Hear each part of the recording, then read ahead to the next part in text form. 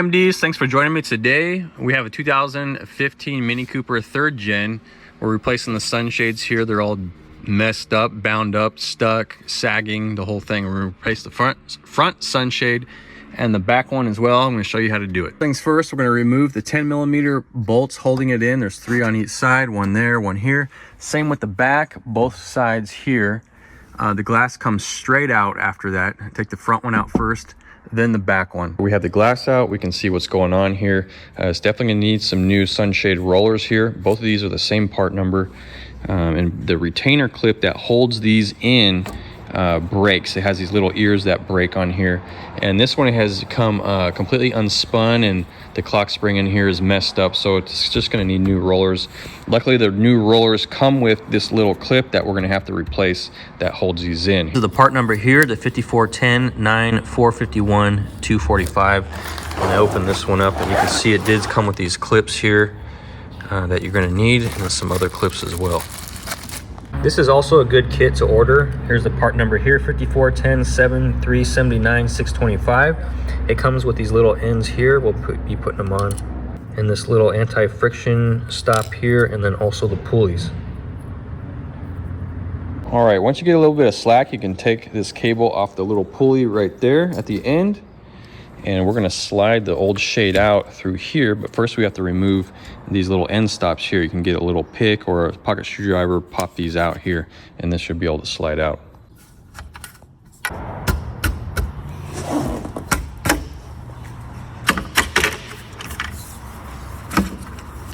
Next, we're gonna take this clip out here, and I like to get a pick behind here.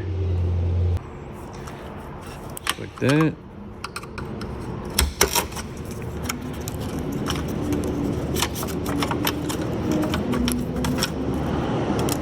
All right, I have the new one against the old one. You can see where these tabs are broke right here. And the new one on top is not broke. Put the new one in here. You use a screwdriver on these tabs. Lock it in. Same with this one here. Just like that. All right, this is the old sunshade blind out. The new one does not come with this slider tab, so you're gonna have to transfer it over. You press down on this tab and slide this out like that. Then we transfer it into the new one, just like that. All right, now we're gonna go in reverse, threading this new piece through on the rail here. These tabs are very brittle, so make sure that these little tabs are on top of here and don't get caught underneath like this one did. So I'm gonna have to back up, and it looks like that. So I just got that one on there, and repeat that for the other side. On this other side, I'm having a hard time threading it through, so I ended up taking it off here. So with the clip removed, I'm gonna thread the main piece through first, and then follow behind with the other one and snap it together. Like that. Like this here. There we go. Put these pieces back in.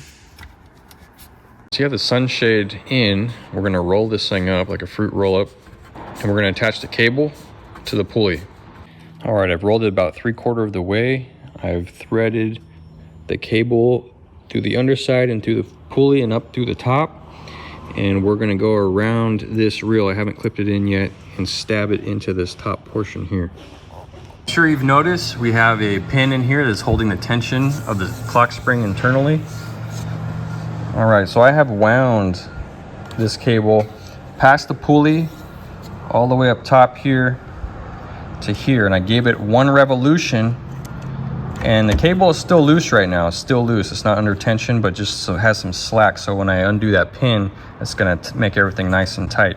So this one I've already done. I put the end stop down in there, gave it 1 revolution, and I'm clicking it in. I'm gonna repeat to the other side. I've done the same to the other side. I'm gonna click it in here, make sure everything's lined up okay with the pulley, and I'm gonna release this pin, and it should add tension to this thing. So let's see how it does. Okay, now this thing is pretty tight, like a loose guitar string. So let's put it to the test here.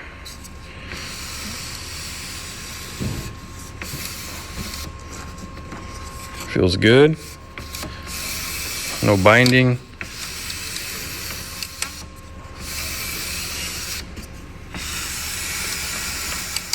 Looks good. And on this side, it's not lined up the teeth quite right, so I need to move this over one.